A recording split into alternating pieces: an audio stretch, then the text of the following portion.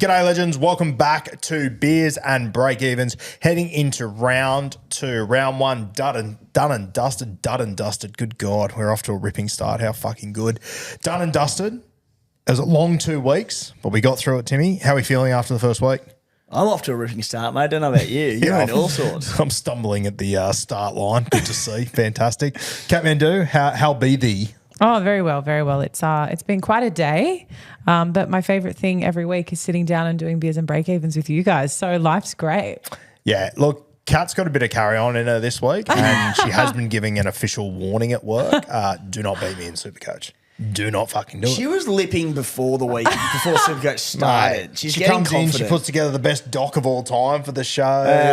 Oh, it's what you pay me for. I'm just doing my job. Unbelievable. That was a hot start from her. Yeah, that mate, doc. this doc, and for those playing at home, you guys won't know the normal monstrosity that I put together, but it's like I am punching the keyboard when I'm spelling stuff, and Kat has just nailed it today. It's crazy what happens, when gear. you just spell things the right way. They're really impressed. It's very, very impressive.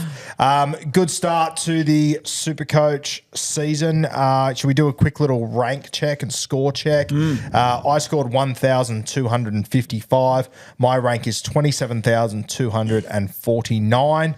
Timbuktu, where are you? 1,270 week one, mate. Very happy with that start. So 21,582. It's so funny. Like I say it each and every year before round one. Actually didn't this year, but always like rank wise start slow and build into it. And let's be fair, when you start with the Yongi at fullback and Tom Duffy at halfback and you avoid some big names and you play for cash, this is going to happen. I was like 1270, like that's mad. Like I should be thereabouts top 10K. Still came out as 21K. I'm like, all right, we're building. Yeah, I thought I'd be a little bit higher than 27 as well, but there were some big knocks out there. Kathmandu, how are you looking? So I scored 1,268 with an overall ranking of 22,324. What you scored? 270. 1270. Yeah, okay. Wow. Yeah. So just a couple points difference there. Good thing you picked Casey McLean. Yeah, that included a Casey McLean in my CT dubs. All 4 points. Thank you, Casey. Interesting. Clementine Cassidy, the sixth place finish from 2021 on the potty this week as well. I hadn't seen a lot of McLean owners out there, but Clem was also on the McLean train and as was Kat. So something in that. Yeah, there is something in that. Yeah. On the bright side for you, at least Dane Laurie didn't come in and score a heap of points. So that's one positive to take out of it. If you can find a positive. I will say this, Kat, all things considered, with that happening, pretty good It round. also did include a Metcalf at halfback, but I think that was an issue for a lot of but people. I think the Casey one in particular, Yeah. that was something that only you and Clem had to deal with. So pretty good. What's your ranks? What are you just below? 22,324. Yeah, okay. How about just generally speaking, Roo, your side round one, happy with how things have panned out? Because I mentioned on the Playbook potty, but you know, I said whether you scored 1,000 or 1,400, round one, it's more about did you get your cheapies right? Are you happy with your balance? Do you have fires to put out early? How are you feeling?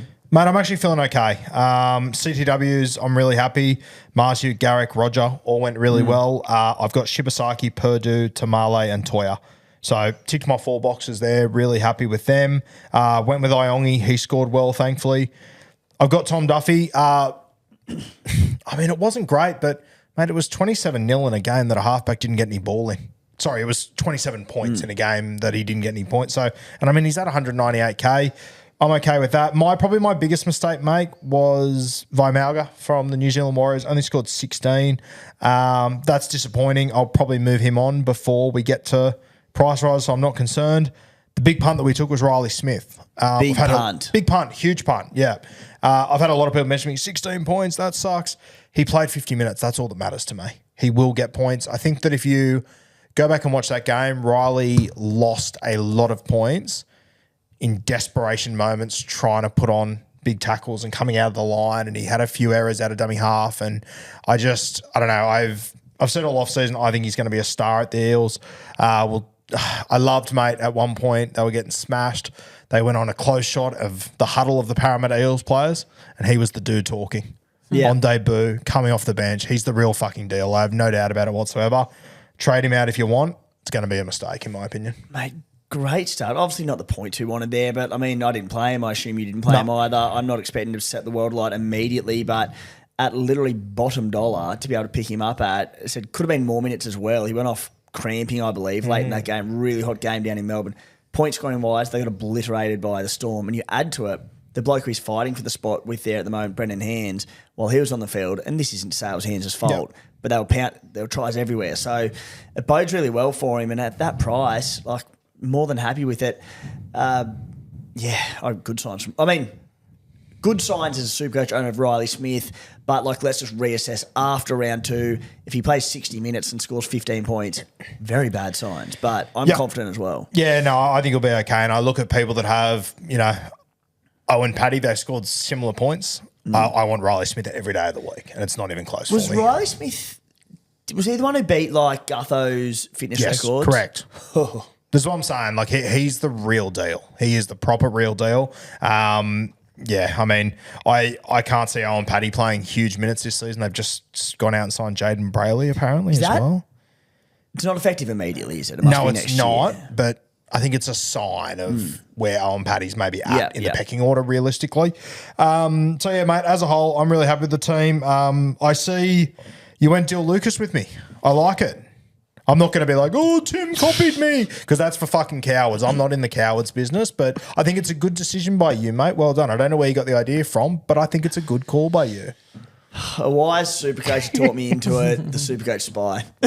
Fuck that guy. I tell you my train of thought there, and there was a bit of panic. There wasn't panic, actually, but I had Campbell Graham on my team, and the oldest saying Supercoach is back your gut, not backing the pack or following ownerships or any of that, and not say Lucas wasn't well owned, but my gut just told me right edge bunnies. I didn't like it. I'm not loving what I'm seeing from the bunnies just because of all the injuries. The right edge half, we weren't sure who that was going to be. I think the left edge is going to get a lot of ball, and all that proved correct because Campbell Graham, he had 21 runs, base was great, but no tackle busts, no attacking opportunities. So initially I had Jesse Arthurs, and I brushed him for Campbell Graham, and then I brushed Graham for Dylan Lucas. And so it's worked out fine. Reassessed with how Arthurs goes this week because he's off to a flyer. But, yeah, mate, I'm really happy with how my side's panned out. My CT dub, I know I paid up for them, but it's pretty rare that your CT dub goes so well in round 1. I had Garrick 86, Lucas 75, Roger 73, Marju 83. My bench was Toya 90, Shibasaki 83, played neither of them. Purdue, a bit disappointing with 28, but to see your CT dub, which is a typically volatile position, go that well early, real relief.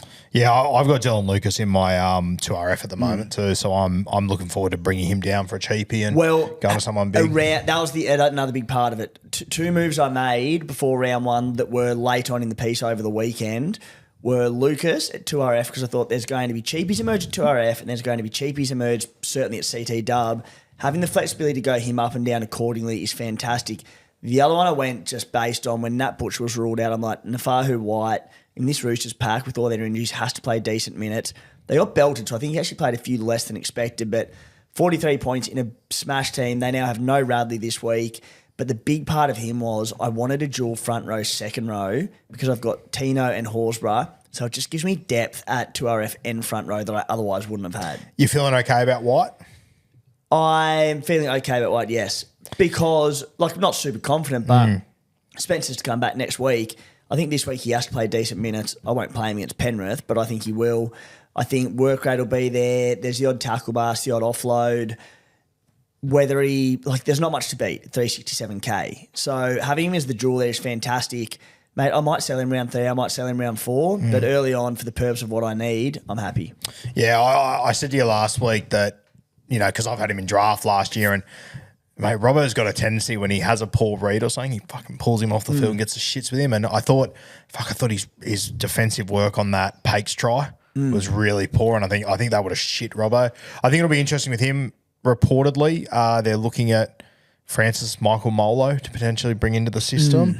But I think you'll be able to make enough cash off him before then. Well, that's it, mate. That was the other thing. As a longer-term buy, he was never going to be one. But with Spencer suspended, and I wish he got a few more in round 1, I do. But I think, he must score, at least gets decent minutes this week, unless he really gets turned off Robbo by him and he's that poor. But I don't want to have him for a long time at all. But I just want to serve a purpose, earn a bit of cash. It was that 2RF position that I was like, I wasn't overly hot on last week. So I'm like, I want to plug someone in there. It ended up being him. It was him or Kobe Hetherington. who ended up with 55, but he had 2 line breaks in 43 minutes. So I'm like, sweet. Yeah. So whoever that was going to be, I don't think I would have had a lot of success. So the dual position was the key to that. Yeah, for sure. Okay, guys, our major sponsor for season 2025, as we announced the other day, Lontel, they are on board. I believe to be the best internet in Australia. I have got it at home, and it is absolute lightning for me. It's been tremendous. We've got it in the studio here. It has been unreal. We're uploading things in record time. We have got a link in the description. If you want to click on that, that's a special beers and Breakevens link for you legends out there. If you go and you sign up, so you go there, there's a little column there, you put in your address, it'll tell you whether they're able to get it in your place. I tried about 19 places this morning, all were good as gold. But it also means if you sign up through that link with Lontel via Beers and Breakevens, Timbo, you'll get the first month free. Not 3, free. Free? Free! Mate, that's huge from Lontel. I touched on last week, and I'm repeating myself, so I apologise, but it's seriously blown my mind because coming back from Vegas and having Lontel on my internet at home, I went from a certain extremely highly regarded internet provider in Australia, whom I will not name and shame, and you do the internet speed test, Google it, tells you how quick your internet is, and it was sort of pushing 90 to 100, I'm like, on the little... Yeah, and I'm like, that's pretty good. It was flying. Lontel, I shit you not, 450 to 500.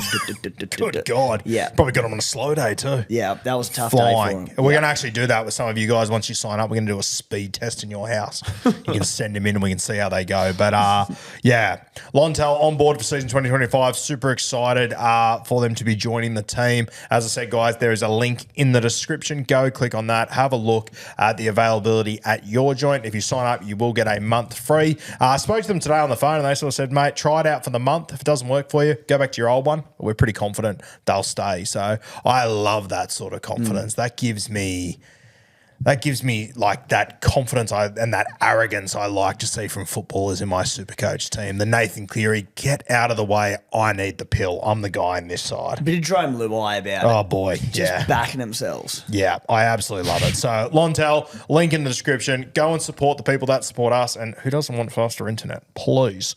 All right, let's get stuck into Team List Tuesday, TLT, that dropped this afternoon. Thursday, 8 p.m, we got the Knights and the Dolphins. That's coming to you from McDonald Jones Stadium. For the Knights, Adam Elliott back on the bench. We assume he'll play like a middle forward. Dolphins, Nikorima at 6. Keely on the edge, obviously replacing Fine Fuiaki. A lot of people have got him in their sides. Me and Timbo, we're not owners.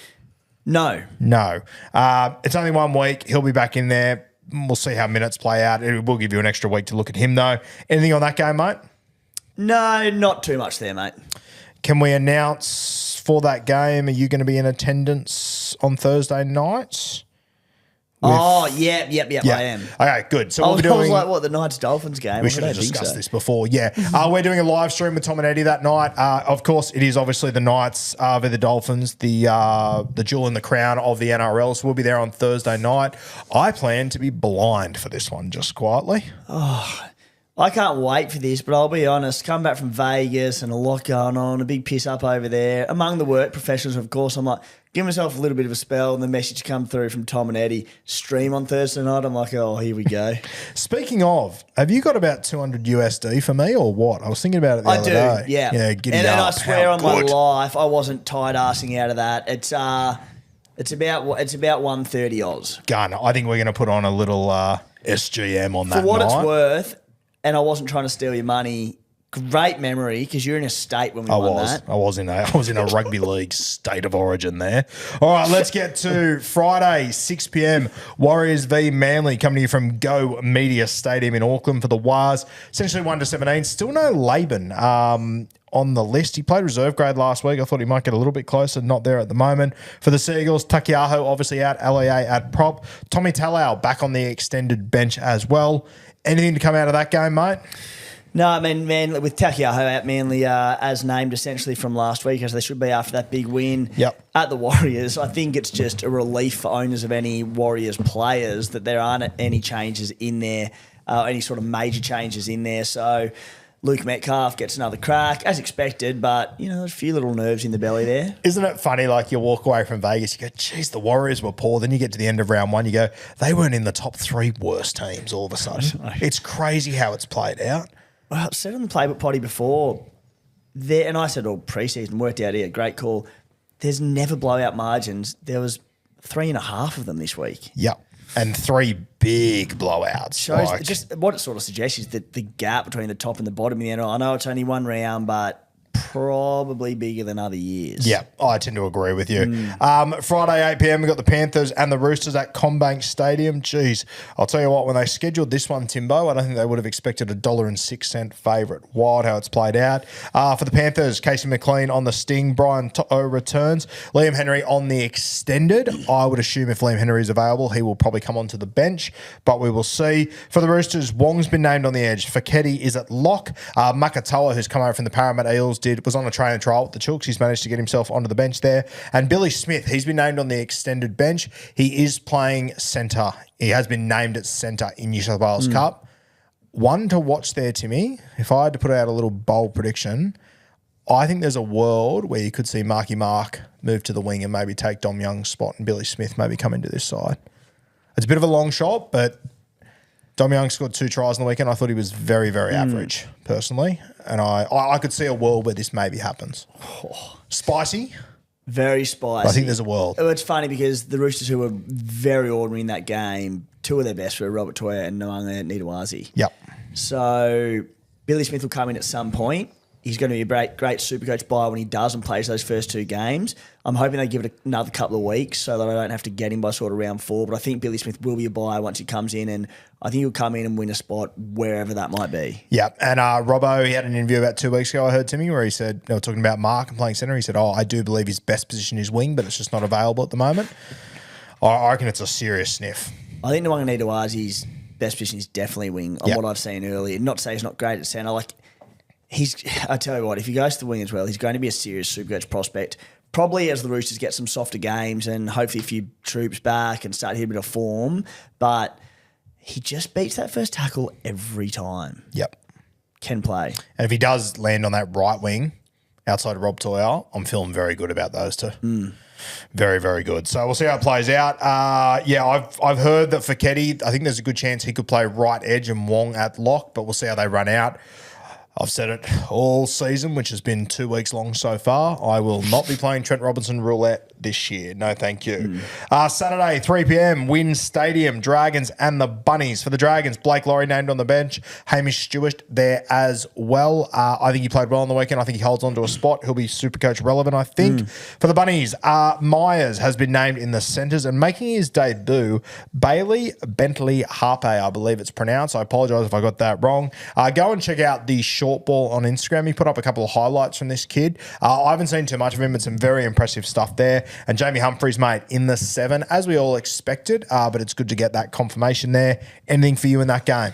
I think the big one, mate, is just, the confirmation of Humphries at 7. For Tom Duffy owners, if it does go pear-shaped and the Cowboys get towed by the Sharks this weekend, and hopefully it doesn't happen, and Tom Duffy gets dropped for Clifford and it needs to be sold, we've got, I saw it in one of the questions, a bit of a free, potentially get-out-of-jail-free card between Humphries and potentially Volkman. Ronald Volkman. Yeah. So, early on it looked like he was the only cheapy half. We've now got a few to dart to that if it does go pear-shaped, we've got somewhere to move. The other good thing about Duffy, we mentioned it on the Bloke Show on Monday, but if you didn't tune in, the Q Cup didn't play on the weekend because of the cyclone, so Clifford hasn't played a game yet too. I think that helps a little bit.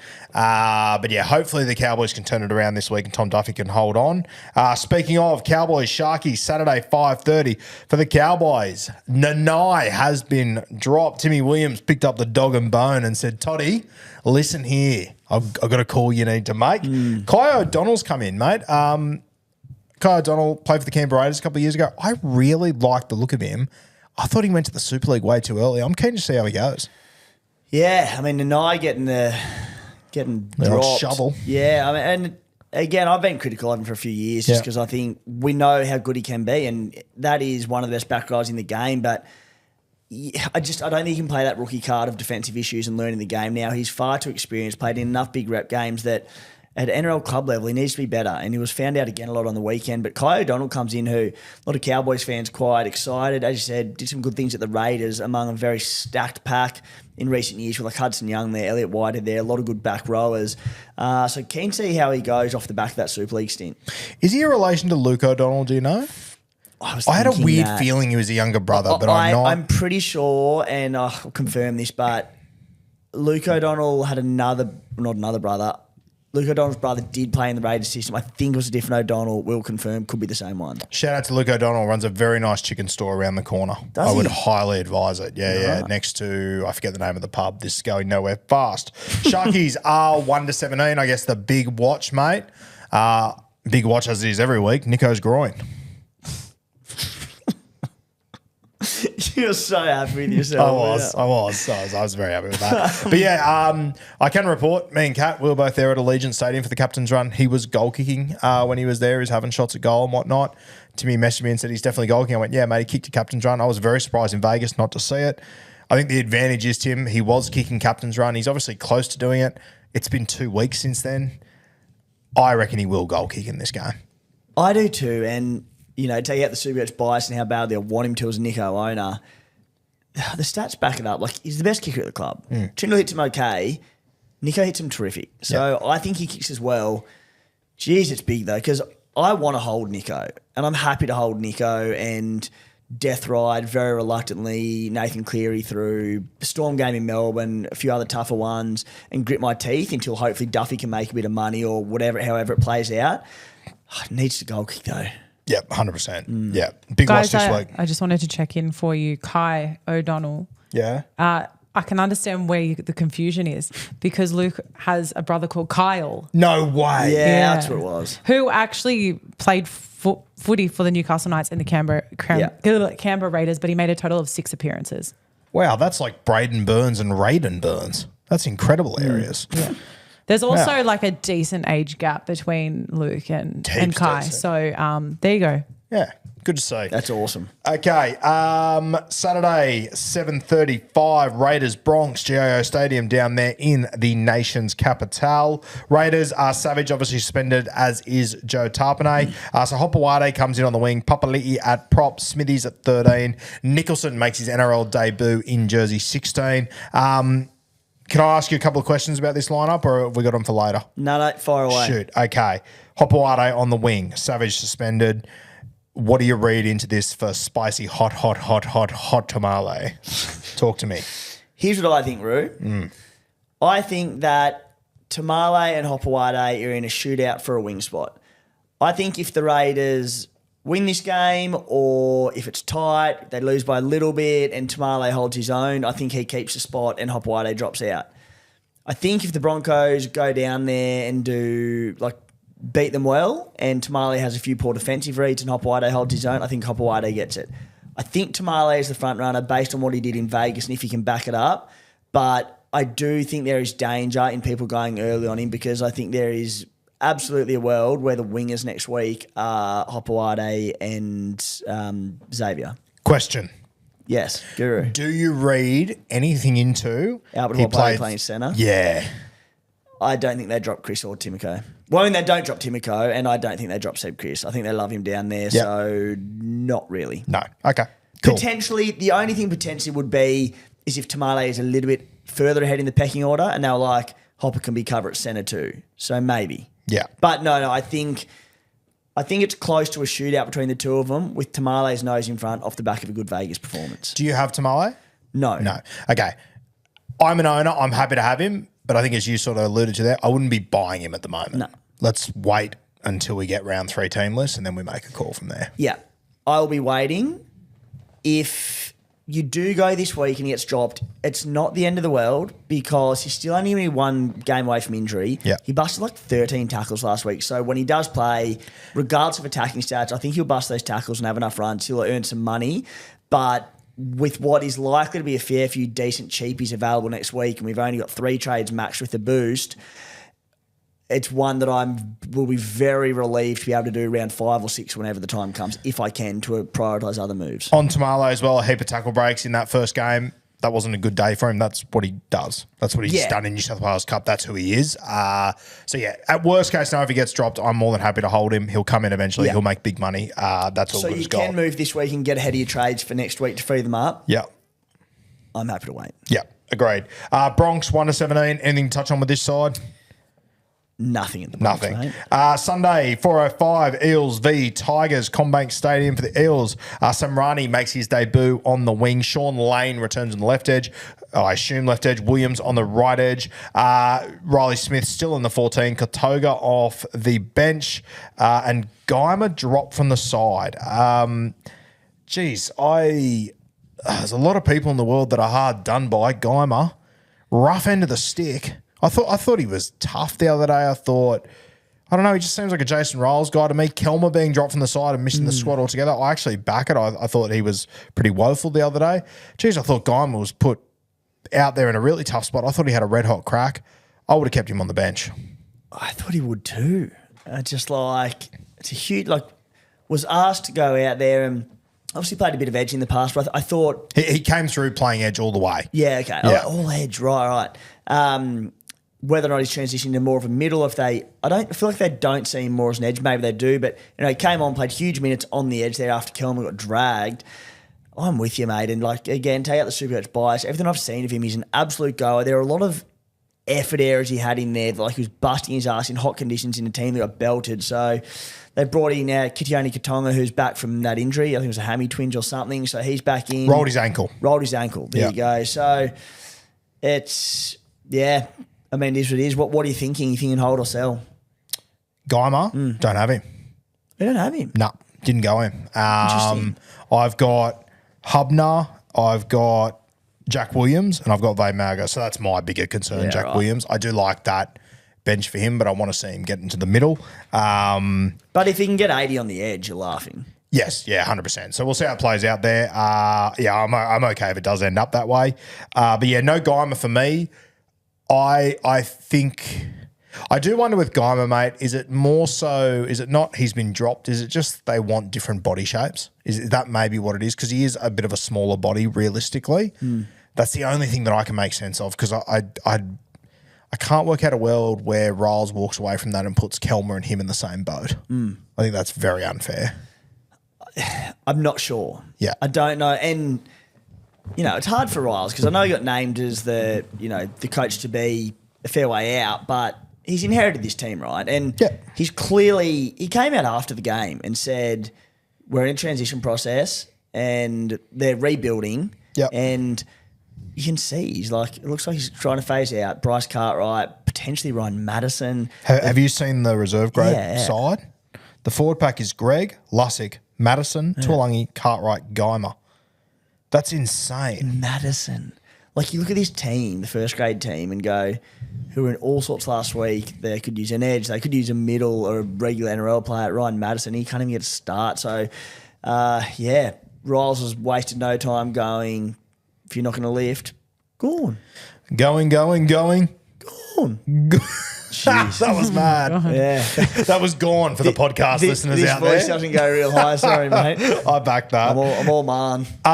Tigers. Stafford Toa comes into the centres. Appy at 9. De Silva on the bench. Anything you want to touch on with the Tigers? You got Blue at fullback too. Nothing overly relevant, is there? The only one is Stafford Toa, mate, who comes in at 288k. Does he really? Yeah. So I was tempted to start with him, and shout out to the Spy. Spy actually foresaw this, and he started him last week because he was another who didn't start with Tamale and was kind of that one CT dub cheapy short. So he went ahead of the pack and got him. Spy's got Stafford Toa already in his side. Yeah. Jesus, well done, Spy. I know. It's called a spy for a reason. That's Yeah, it insanity. doesn't miss much. That's very impressive. Sunday, 6:15 p.m. Bulldogs v Titans out there at Belmore. How much do you love this Don't get me time fucking slot? started. What, Timmy? Tell me I'm a sook and I'm happy to wear it. Why would you put the Belmore game at 6:15 on a Sunday night? Yeah, very convenient for families. Families, there's going to be a party out on the street after. Everyone's going to go to work the next day. Yeah. You get 4 games a year at Belmore, and you want to shove one of them at Sunday 6 p.m. But even you said, want to take your young kids there and that who on the very little I know about kids and families, you want them in bed by 6:37 or whatever. That's before half time in this one. Yeah. 2 o'clock, bang, tire them out, go home. Great afternoon at the footy at Belmore. 6:15 time slot, full stop. Just poor. Shut this out at home, Bush. Get Don't it over and done with. Don't get made of the Waterboy started on the 6:15 time slot. Oh, mate, I'll tell you what, I was guilty this afternoon. I went on a little bit of a... You could say that the TLT was pretty much just going on about pretty the much Belmore time slot. Anyway, go tune into it. You'll love it. Don't go to the podcast, though, because nothing's showing up there today, which has been good fun. Curran on the bench. Harry Hayes, very unlucky to miss the side as well. But Curran back on the bench. Titans, good God. Desi. He's arrived. He's kicked the fuck. He's Van Damme the door. He's kicked it in. Cleese Haas starting. Dave Fafita off the bench. I'll tell you what, I tinkered all off-season was starting with Fafita, and if it would have happened, would have been a bad day to be my dog this afternoon. I'll tell you what, would have copped a pounding. I'm joking, obviously. It's a little dog as well. Kind of not joking. It's a little dog. I would have been pretty mad. Would have gone a long way. It would have gone a long way, yeah. You're in 40-20 areas, maybe even a 20-40. But yeah, Fafita's off the bench is what we're trying to say. Pretty disappointing. But I feel so sorry for people that started Fafita because I'm like, as you said, one of the probably the highest upside back rower in SuperCoach. It was a really good pod play to start the year, and then this happens. Yeah, insane. You stick by it for a week, you see his minutes, see if he starts. There's every chance he starts. Exactly, just. Yeah, tough going. Give it a week. Shout out to Brock Gray, a Mass Compton junior. Timmy, Brock Gray, obviously the younger brother of Aaron Gray. Brock made his New South Wales Cup debut in 2015. The year is 2025. He's making his first grade debut. A regular down at Mascot Corner Cafe, a Mascot Corner Cafe connoisseur like myself. Great to see a journeyman who just refused to give up make his debut. He debuted in New South Wales Cup a decade ago. Pretty crazy. Awesome from him. Yeah. Been a few journeymen sort of get starts of Love late. it. So, yeah. Very, very good. You know what else I'm loving?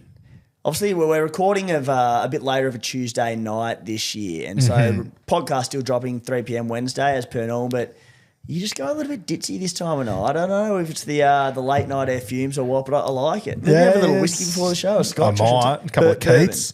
A couple of Keith Urbans. That's TLT. Very good. All right. Now, we have a talking point we want to get stuck into, and it's around...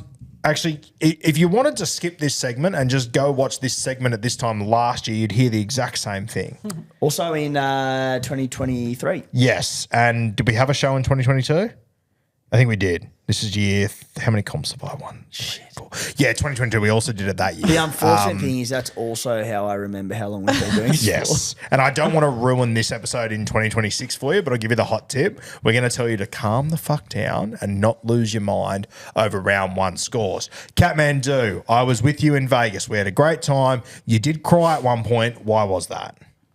I cried when I saw my CBA. The CBA that I felt that we shared. This was someone that we had seen play in the under-19 State of Origin, absolute standout for the Blues. I even saw him at Flappy's in Penrith eating fried chicken. And then you asked me if we had a conversation. I said, no, I literally just saw him eating fried chicken and I didn't say anything. Casey McLean went down very early into the Penrith game in Las Vegas. We were, we were up in the media section. It was very far, but I didn't need to be up close to see that. I was actually quite glad that I was so far back at the time. Obviously, he was one of the first in my team to play, came out with 4 points. And obviously, it's panic stations at that point because you're kind of looking at the 4 points and just wondering, what does this look like for me? Yep. And naturally, I've had this thought process since then as to what do I do with Casey McLean in my team. I believed in him before. Yes. And now I've got trust issues. Yeah, and that sucks for Cat. 3-4 points, whatever the hell it was, that's awful. You straight away go, oh, he's going to lose money because of those 4 points. Just remember, guys, it's in the rolling average for 1 week. If Casey McLean comes out the next 3 weeks and scores 50, 50, 50, which I think there's every chance he does, he's going to make good money. It's only the rolling average for 1 week. If he scores 3 tries against the Roosters this week and puts on 140 points, which I think he's a very good shot to, all of a sudden his 2-round average is 144 and he's making a mozza. It's great if you do, I even look at Rob Toya, mad, 90 points. If he scores 20 for the next 3 weeks, all of a sudden it's disaster. You've achieved next to nothing. Yeah, exactly right. So when you round one scores, I always say, Timmy, they're the most irrelevant scores of the entire season. Realistically, they are the scores that stay in your rolling average the least. For new players, Timmy, explain to us rolling average. What do we mean by that? Yeah, so basically your price is based on your 3-round average. So players' prices, as people have noticed, haven't changed after one game. It changes after 3 games. Yep. Now, because that was the first game of the season for players, once they do get to round 3 and those first prizes happen, after that, as we head into round 4 and their second prize change, the first round of the 3 will drop out of that rolling average. So put it this way, if a player scored 90 in round 1, then 20 in round 2, you're going, all right, as you said, Guru, that 90 is going to drop out quickly and it's going to be an issue. If they scored 20 in round 1 and 90 in round 2, that 90 is going to be in your rolling average for 2 weeks worth of price changes. So much better. Jesse Arthurs is a great example who started on fire. If he comes out and scores 15 against the Raiders, it's like at an awkward 340-odd K, it changes everything in terms of his potential price growth. Yeah. If Casey McLean in the next 2 games scores a try in each of them and scores 60 points, that means at the end of round 3, he would have scored 124 points. That means his 3-round average will be 40. That's exactly what he's priced at. It's far from the end of the world. Don't panic. Don't stress. My advice to people, Timbo, I'm more than happy for people to make one trade this week and get something sorted to allow them to boost next week and get everything sorted. But I think in most spots, I'd be trying to avoid making more than one trade this week. What are your thoughts? Well, if you've got fires to put out, put them out. I feel like mainly because a lot of the popular cheapies went really well to start, that people aren't going to have too many fires to put out. You shouldn't have too many, I don't think. No.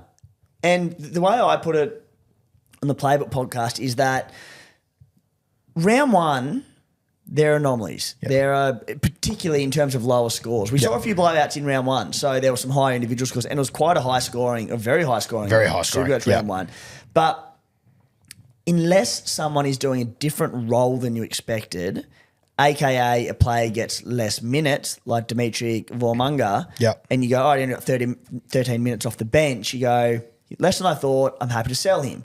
But like, if a player is doing the exact role that you thought and they underperformed a little bit, it's 1 week, give them another chance, back them. Yeah.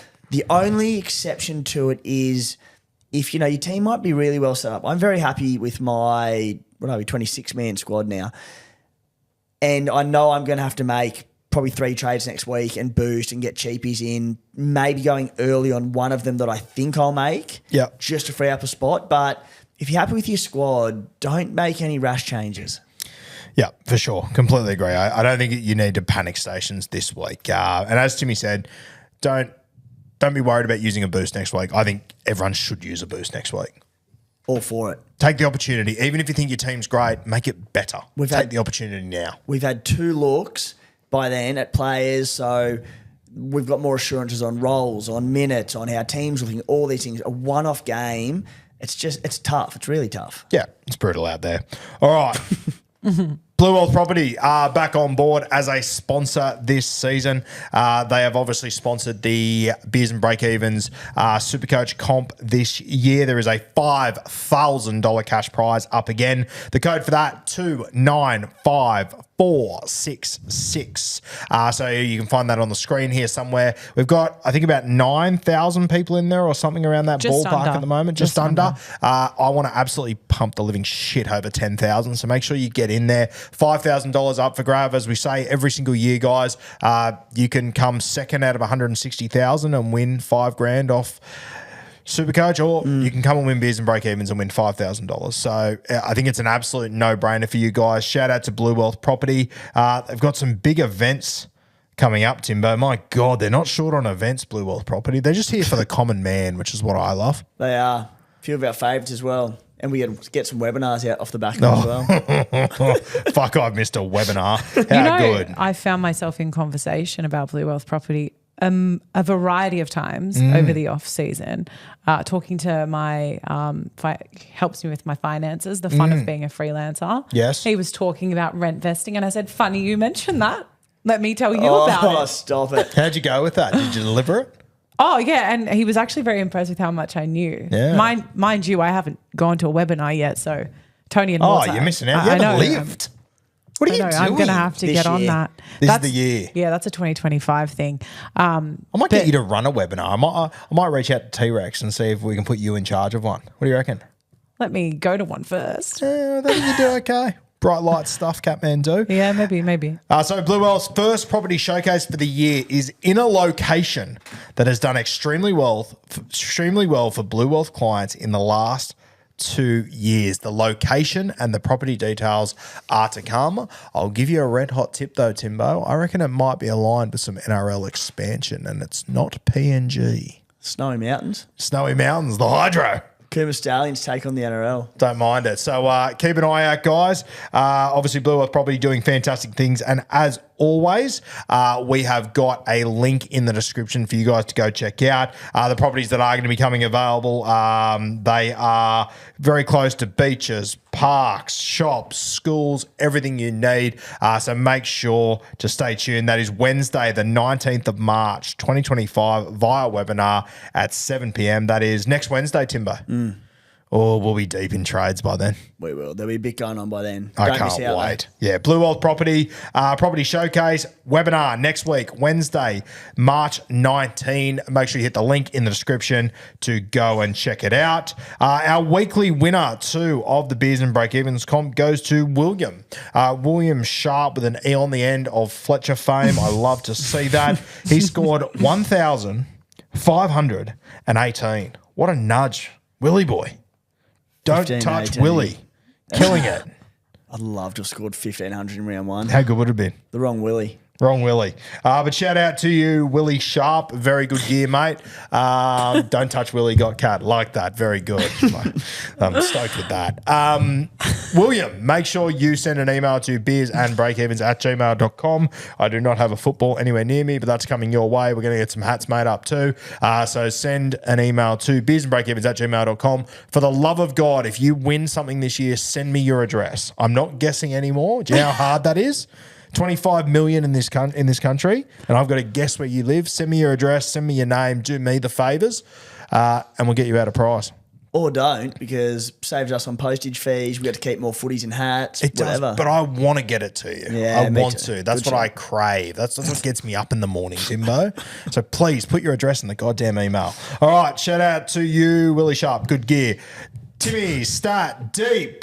Dive. Take us away, Timbo. Improved cat, not great. Not great, yeah. I was It's an still improvement on nothing, but Yeah. we need Hey, more. On I account was- of having said it. I was still laughing at Willie Sharp. What do we got? Firstly, we're going to recall last week's one, mate, because the doc didn't get updated, and I chose not to. Yeah, smart footy. Tom Gilbert, mid-60s, one of the buys of the week. We touched on him. He's looking a bit grizzly, Tom Gilbert, just quietly. Jesse Arthurs.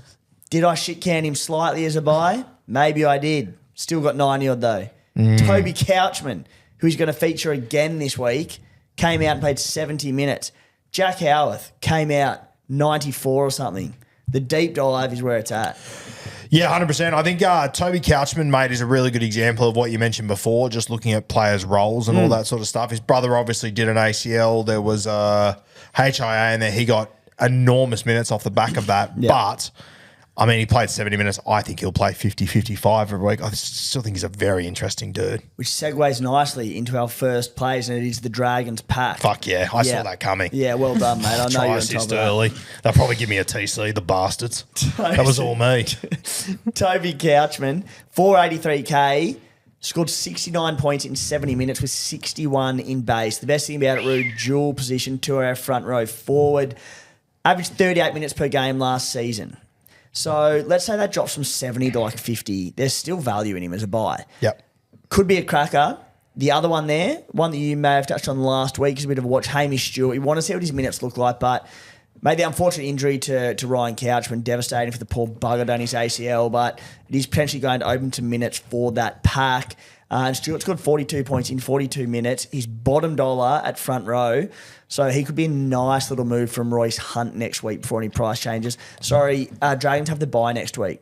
So we get another... Oh, beautiful. Yeah, so we don't have to worry about buying these guys next week. We can have a look in round 2 and then have a look at buying ahead of their first price rise in round 4. Sweet. 2 things I would say on Hamish Stewart, and thankfully we have got that extra week to keep an eye on, and we get to watch him this weekend, see how he goes. I think he stays in this side, but there's a potential swap between Blake Laurie and David Clemmer that could happen, which is fine. Blake Laurie's in the side this week. Clemmer will come straight in. The only other thing I'm concerned about, mate, and I actually don't have up in front of me when he returns, but Harm Saleh has still got to come back into this side at some point. That's the only thing that concerns me about Hamish Stewart is that when Saleh is available, does he knock him out of this side?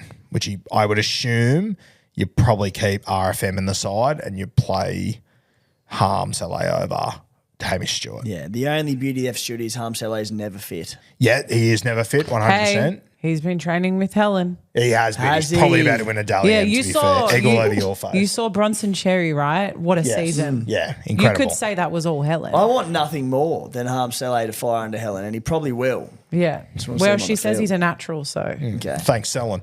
He'll be back in very, very soon. So that's the only thing that I have concerns about there. But we'll watch him this week. We'll see how he goes. I know, see how he's on the pod every week. He's had a bit to do with the Dragons. He rates Hamish Stewart massively. So, yeah, we'll keep an eye on him. Just depends what happens as per the title of the Dot Point Dragons pack. We will. I like it. What's next? What do we got? You gonna read out the heading or what? Jack Goz and Corey Pakes. More W's and X's than I ever expected to see in a Supercoach topic. I have concerns about both of these guys. I might throw the floor to you first, though. I thought you were about to just swoop in on my stats. And I was No, like, no, mate, take it away. Whose deep dive is this? The Goz, Jack Kajewski. 80 minutes in round 1. I'm happy to put my hand up and say I did not see this coming. I thought with Brendan Piakura on the bench, he would play 50 to 60. Yep. He got the 80. Whether or not that is the norm going forward, round 1's a good indicator, so maybe it is. 80 points in 66 minutes. Scored a try, had a line break in the process. Remove that, and he scores 40 points with 33. No, wait. 66 points in 80 minutes. Yeah, what did I say? Oh, the other way around. You had me confused. Sorry. sorry. Yeah, 66 points, yes. 66 points in 80 minutes.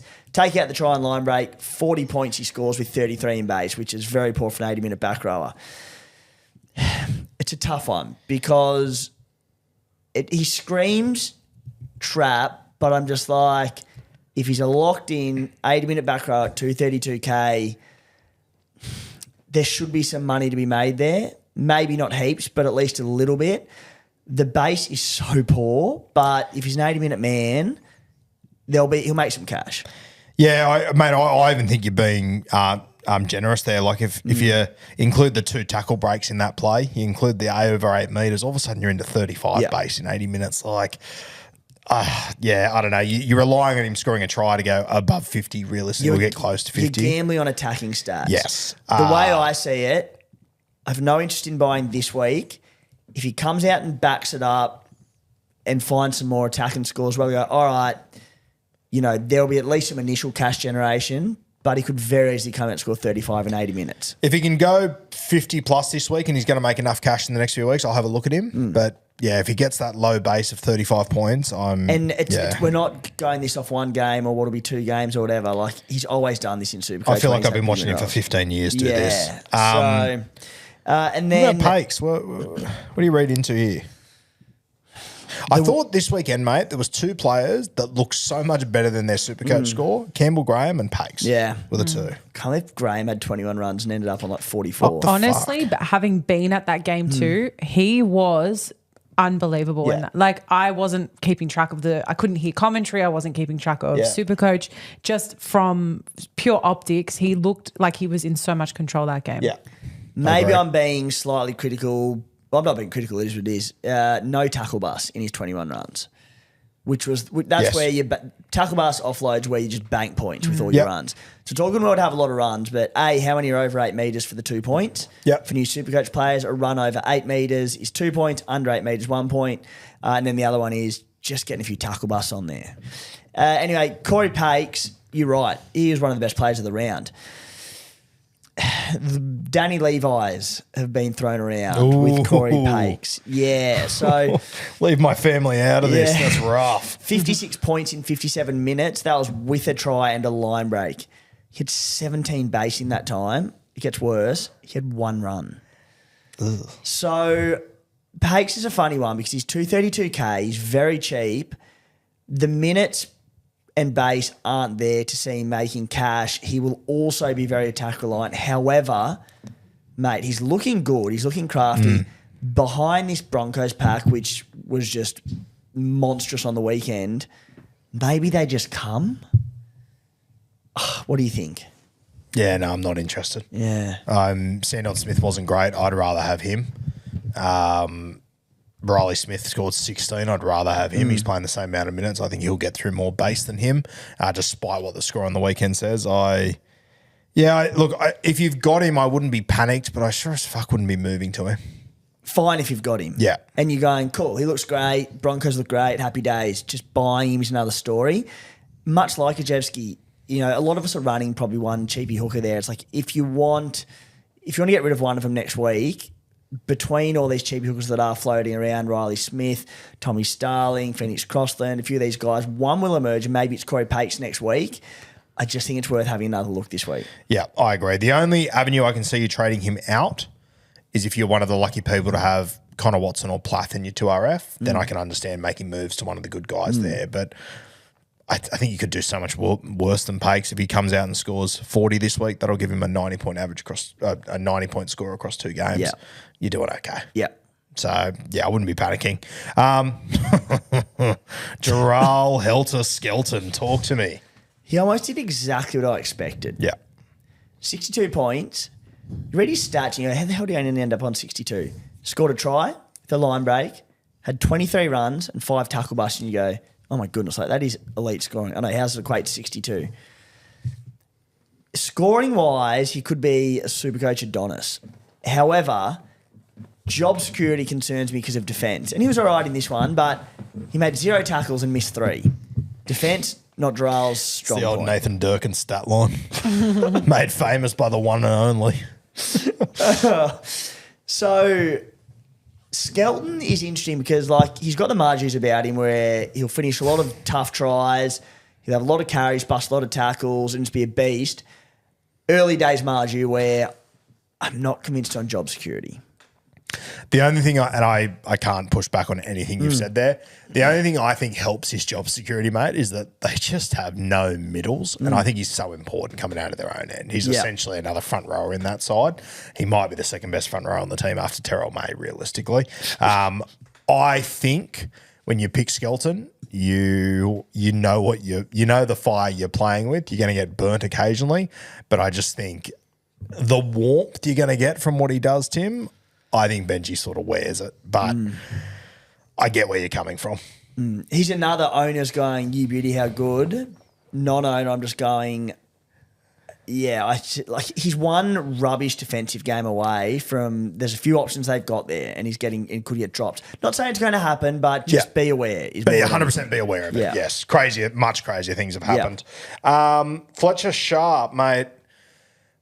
I think this will be my shittest call of the entire preseason. I hated him playing 5'8". I've watched it for a trial and a game, and I actually love it. I think he's going to do really well in the role.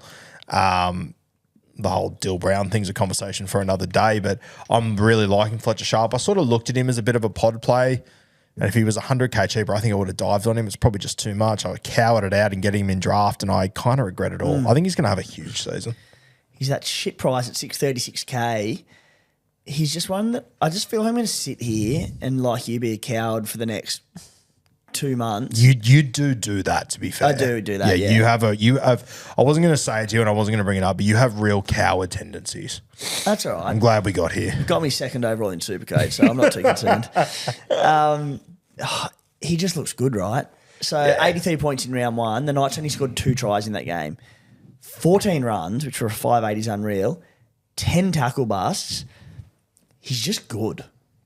Bit of Lockie Galvin about him where because he's so energetic and on ball and runs, things just happen and points accrue. I love, mate, the try. I said it on Blake the other day, and from a SuperCoach point of view, I love it even more. They made a break. He didn't wait at first receiver and trust someone else to get him the ball. He just got to dummy half and thought, I'll just score this try. I love that in my SuperCoach players. I think he's a guy that I will struggle to own, but I would love to have him at some point. Interesting watch, mate, during the Origin period. If KP's playing Origin and they maybe shift like a Tyson Gamble to 5'8" and he jumps into fullback, that could be an enormous month, worth noting. Also a goal kicker. So Origin time could be very interesting for Fletcher Sharp. Available at CT Dub. Delicious. Yeah, so put it this way. If anyone wanted to go it this week, they do have the bye in round 4. So maybe watch the first 3 rounds. If he kills it, cops a decent price rise of 50K or whatever. Yeah. Pick him up for not that much more expensive come round 5 after that bye. But if anyone wants to get him this week and have bigger gonads than us, not a huge achievement, go for it. I'm Go not for knocking it. Jack Goz, Skeleton Sharp, 3 very good-looking Roosters. Now onto one that's very bang average looking, a real rotten egg. Phoenix Crossland, talk to me. Huge. Just an interesting one. 341K. A few chat about him about like that cheapy hooker spot. Dual hooker halfback. Scored 51 points in 60 minutes.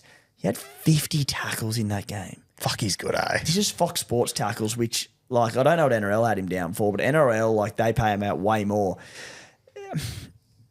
I suppose the concern here, Adam Elliott coming back in. He spent a bit of time with Braylon, I believe, playing sort of that 13 role, did he? And does Adam Elliott just take more minutes through there? And does he... Mate, I think the other thing you got to consider as well, that was Frizzell's first game of the year. He only played 39 minutes. Yeah. I refuse to believe Frizzell's going to play 39 minutes So the year. minutes that, cross the mate, unless they just go, mate, we want you 65 at hooker and whatever happens with Brayley, I don't know. Yeah. Like I said, sounds like he's probably signed with the Raiders. But just with Elliott to come back in, more for Frizzell, and with he's going to be more than a 39-minute man. But I think there's also a world where Croston could play those same minutes, and when Frizzell and Elliott are on, they're just told just play as middles. They're just another go. prop. Yeah. I would rather Croston in that role than both of those two. So, yes, for that reason, I'm waiting another week for sure, but he could be a buy. I agree. I also think, obviously, with the news breaking or about to break, or I don't know if it's rumoured, whatever's happening with Jaden Brayley, like, I wonder, mate, if he's not going to be there next year anyway, they're going to have to play Crossland for 80. Do they just start to lean into him? Maybe. Yeah, it's not a move that I'll be making, but I think it could be a good one for people out there. I like. He's another classic. 49 tackles done on NRL.com. Wow, more on foxandnrl.com. Weird. Put Very that weird. fear to bed, didn't it? Yeah. Generally speaking, it works. You're on the money, yeah. He's another one where I'm just like, watch, and then, again, probably cop, if he goes well, a 50K price rise, maybe max, buy him after that buy. But I also am aware that there's a lot of players stacking up. I only have 3 trades next week. So, anyway. What is Phoenix? Is he hooker halfback Yep. in SuperCoach? Yeah? Yep. Yeah, okay. Interesting. All right. Sit V Start, Timbo. I'm having a look through my side this week. Tino comes back. He will be one of my reserves. I'm going to give Jack Williams another shot. I think last week was a little bit of a clusterfuck. 45 points, had a line break, wasn't great. I'm going to back him in again. I like that bench for Jack Williams from Parramatta. I'm going to back in our little mate Pornhubner, 45 points last week. Happy to give him another gig.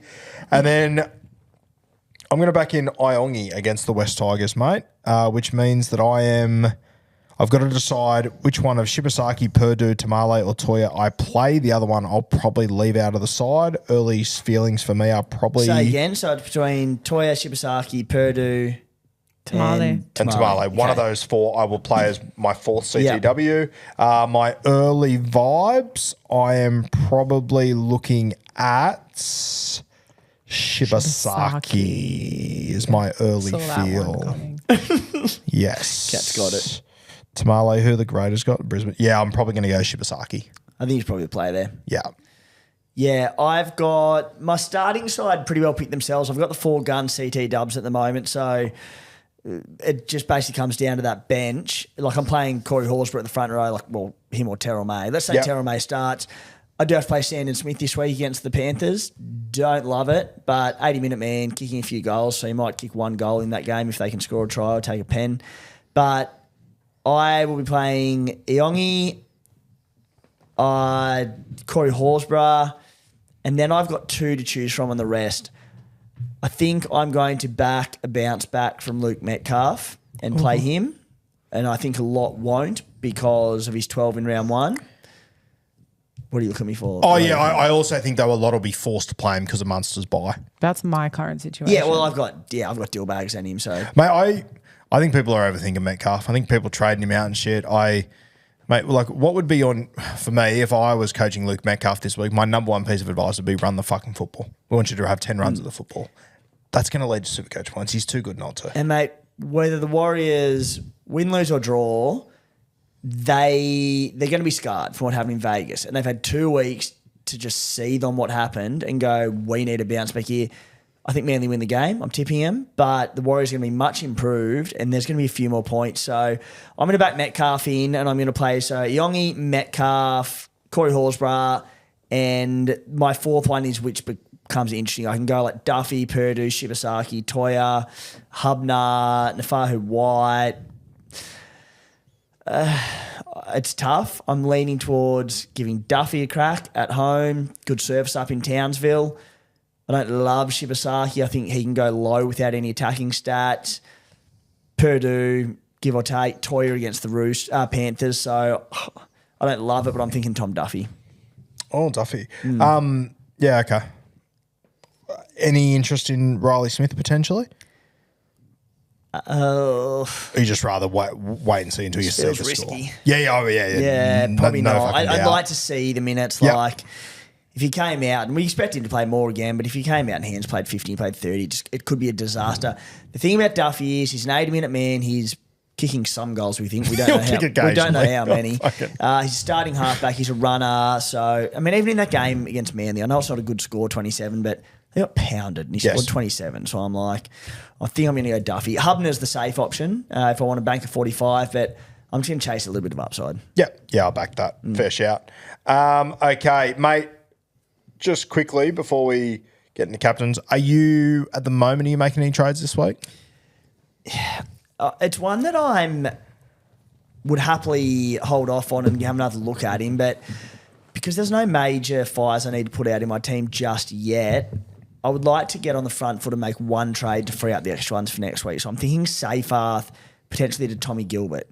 Tommy Gilbert, his first game back from an ACL injury, NRL game that is, played trials, to play big minutes, to base 59 or whatever it was. He was enormous. He's a cheap price. I'm thinking of making that move. I don't like any of the cheapies enough to move on there. And like my CT dub, 4 guns at CT dub who all went 73 plus. And then I had Toya, Shibasaki, Purdue. I'm not selling any of them. Yep. I can move Lucas up to 2RF and free up a CT dub spot. But yeah, I'm thinking maybe just a one of a Seyfarth to Gilbert at the moment. And then I think there's every chance I use 3 trades next week as a boost, probably to the best cheapies, which will free up a bit of a mozza the following week to make some big moves. Mate, I'm exactly the same. I tinkered. I put in the root crew at the start of the week that I was looking at moving Vimalga off to Tom Gilbert because I had enough money to do so. But, mate, I'm not happy with 16, but at 230K, if he loses a bit of money in 3 weeks' time, I'm actually not. It's not the end of the world. It's not the end of the world. I don't really care. What I'm more worried about is Seyfarth losing X amount of money. Yep. Just on Seyfarth, quite a few people started with him. Probably quite a few people that are Guru and SC Playbook people probably started with him. My concern the other day, had a HIA, low score, played decent minutes still. Just the ball didn't get to the right edge. That's really changed my tune on this and on the Seyfarth angle. For what it's worth, like I was asked in pre-season not long ago, like what positions do you most likely see you changing after round 1 or 2? And I said straight up, it'll be 2RF. Yeah. I'm like, it was the position I was least confident in, and Seyfarth was probably number 1 in that, him and Nafahu White. And again, White was there for Jules as much as anything. For what it's worth with Seyfarth, and I have the same concerns, I think they're going to be a little bit left edge dominant. Galvin sort of steps in and he's playing outside him. But 36, he had a HIA, he missed 15 minutes. If he plays that, he probably goes to about 42, 43, which is sort of on par with his price. Yep. There was good base there, 0 attacking stats. I still think he'll go all right and make a little bit of cash. I'm just like, he could easily just plod around the 430 to 480 sort of K mark and not do a lot. Yeah. But I don't think he's a panic sell. I'm just, how much am I going to achieve with him? Yeah, mate, when I have a look at my side, as you said, there could be a lot of trades in the 2RF. I want to go Seafart to Gilbert. I think Gilbert's locked in for a very good season. You said he played big minutes. He did, but only 56 minutes. Like, He can go bigger. He can go bigger. He will go bigger, I think. So I'm happy. 59 tackles in his first game back. What in the fuck? Yeah. Take a nap, bro. What are you doing? Incredibly impressive. Mate, there's a world where things go to shit this week and Zach Hosking splits minutes with Matty Nicholson and I need to trade him. There's a world where Jack Williams doesn't look again and I need to trade him. And then if I want to get rid of Malga, like I could use a boost to trade over all my 2RFs next week. So I want to get Gilbert in there now. Well, I have Olaquatu and Hopgood, so I'm cool. Yes. I like your Hosking play. So do I. Not only is he hot as shit, but he just looks good. He based massive in that game as well. He did, yeah. And he only played 66, I think. Something like that, yeah. Yeah, so if he can go the distance, I'm absolutely stoked with Hosking. I just don't love seeing Matty Nicholson on the pine there. But without Tarpanay, they're going to need guys through the middle. They're running with two hookers. Hopefully it'll be okay. Sweet. Capitanos. Mate, I am a Cleary owner. I think he could go nuclear against the Sydney Roosters this week. I will be chucking the vice captain on Turbo. I'll be chucking the C on Cleary. If Turbo goes nuts, my potential buy of the season, Tui Simpkins, could come in to skip at the side. If not, I feel very confident. It's going to take a big score from Turbo for me not to captain Cleary. I'm really confident on him this week. Yeah, I like it. Hasn't the tune just changed on the Roosters very quickly? Well, like, didn't rate him that. Sorry. Yeah, I fed you there, didn't I? God. Didn't expect big things, but to be that catastrophic, I did not. Very fair, yeah. It went from like maybe a tricky fixture to maybe not as hard as we think to like, oh my God, this could be like They're 50. a target all of a sudden. Yeah. Terrifies me. So yeah, for myself, VC Kalen Ponga, C Tom Trebojevic. Going to be hard not to captain Turbo a lot this year. You know what? That'll be mad on Thursday night for the live stream if you've got VC on KP and I don't, which I won't. That'll be a good little watch for us. Watch them go 150. And we're going to be on the Dylan Lucas train too. Yeah. I'm very excited for that. Did you end up with Greg the Leg? Yes, I did. Yeah. I did. Yeah. Along with the other 70%. I don't think he's that high. He might have been 75. Okay. Anything else you want to touch on, Big Dog? What do you think captains wise? Are you? I think I'm gonna. You're a Cleary owner, aren't you? Yeah, I'm gonna do the cap on Cleary, vice on Turbs. Turbo? Yeah. Want me to get little Roo a bit excited? What's that? Want me to get little Roo a bit excited? Doesn't take much. It's Greg not Marsh's- a light breeze, is it? Greg Marsh's 22% owned. Yeah, I thought you were going to do your normal, you fucking copied me bullshit. Well, you did, but I don't need to say it every time. I mean, sure.